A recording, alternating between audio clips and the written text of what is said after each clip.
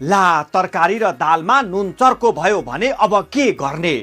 थोरै हाल्छु भनेको वात्तै परिहाल्यो। आधी चम्चा मात्रै नुन हाल्नु पर्ने थियो, तर 1 चम्चा नै तरकारी अथवा दालमा नुन वात्तै खसिहाल्यो।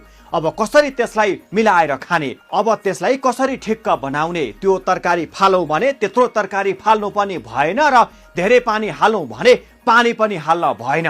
अब त्यसलाई पानी नहालिकन ठिक्क चाहिँ कसरी बनाउने त? आउनुहोस्, म तपाईलाई यो भिडियोमा 5 उपायहरू बताउन गइरहेको छु कि तपाईले अब तरकारीमा पानी नथपिकन त्यो तरकारीलाई नुन ठिक्क बनाउन सक्नुहुन्छ।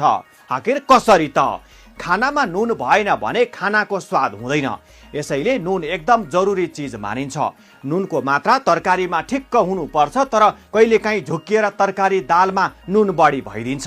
यस्तो समयमा के गर्ने त? अपनाउनुहोस् यी 5 उपाय। नम्बर 1, यदि तरकारी वा दालमा नुन बढी भएमा आलु काटेर केही समयसम्म तरकारीमा राखिदिनुहोस्।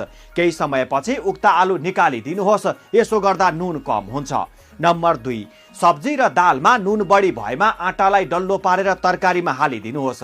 केही समयपछि उक्त आटाको डल्लोलाई निकालिदिनुहोस्। यसो गर्दा पनि नुन कम गर्न सकिन्छ। नम्बर 3, यदि तरकारीमा नुन चर्को भएमा अलिकति दही मिसाइदिनुहोस्। नम्बर 4, दालमा नुन चर्को भएमा अलिकति कागतीको रस मिसाइदिनुहोस्। नम्बर 5, यदि तपाईँ तरकारी वा दालको चर्को नुन कम गर्न चाहनुहुन्छ भने पाउरोटी पनि प्रयोग गर्न सक्नुहुन्छ। दाल वा सब्जीमा केही पाउरोटीको टुक्रा मिसाइदिनुहोस्। केही समयपछि निकालिदिनुहोस्।